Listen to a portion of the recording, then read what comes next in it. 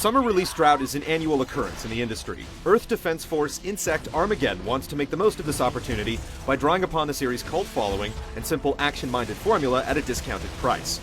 With giant bugs once again invading our planet, it's your job to stomp them out and save the day. Does it have the makings of a summer blockbuster, or is this B-list entry doomed to the bargain bin?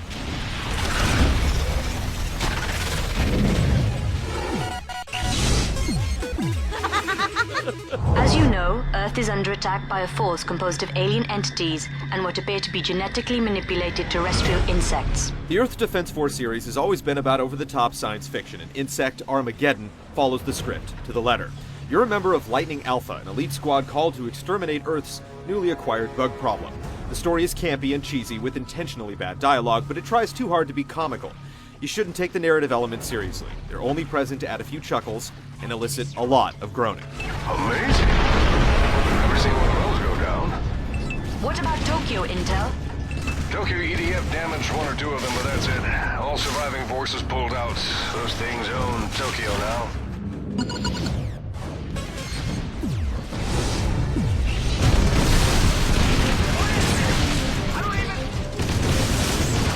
As stated, Insect Armageddon is all about mowing down bugs with an arsenal of weapons and extreme prejudice.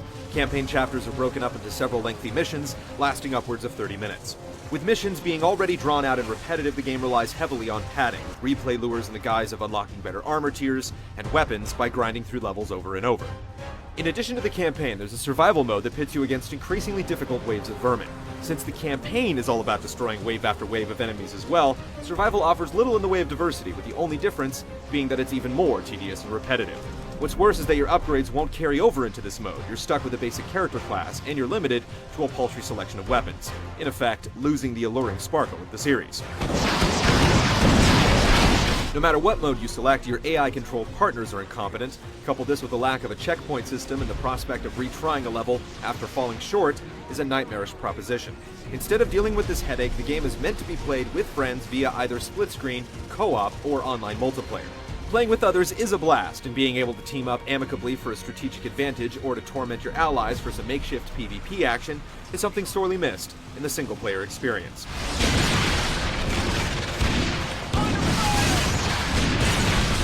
There's nothing but the bare essentials to be found here. The inclusion of online multiplayer softens the blow.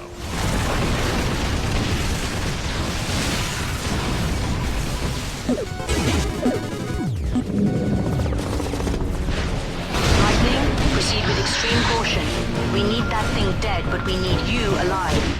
Unlike its predecessors, Insect Armageddon offers 4 different classes to choose from. Each class comes with unique skills, including the ability to fly, use shields, or deploy tactical objects like mines or turrets. Additionally, you can customize the loadout with 2 different guns from several categories, providing a diverse range of setups to suit your tastes. Each weapon also comes with the ability to actively reload, which adds an incentive to play smart and makes some of the more powerful weapons more viable. The class and weapon variety add some depth to what would otherwise be an extremely shallow shooter. While there are a staggering amount of enemies on screen that'll mindlessly overwhelm you, the game boils down to basic crowd control. You'll stand around and shoot, or move around and shoot with little discrepancy. There are more difficult settings to tackle, but rather than resorting to tougher enemies, bugs turn into bullet sponges that drag out battles even longer. In place of intensity, grinding takes hold and dominates the experience. It's not even a fast-paced game, and you're left waiting for things to pick up. There are a couple of vehicle segments with easy-to-handle tanks and mechs, but even these sequences bring little change to the pacing. You're left with mindless action that's mundane and lacks substantial replay value.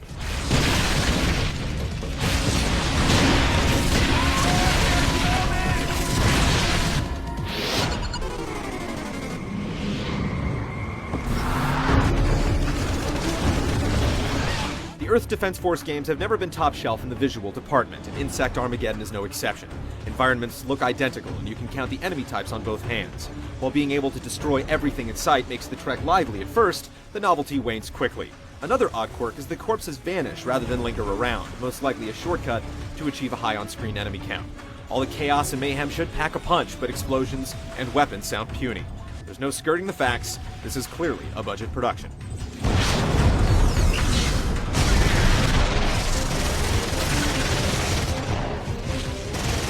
Insect Armageddon can be enjoyed in short intervals with friends, but don't expect anything more than a B-list multiplayer rental. It's a generic shooter that brings nothing new to the table, and there are far better options in the backlog to cure your summer boredom.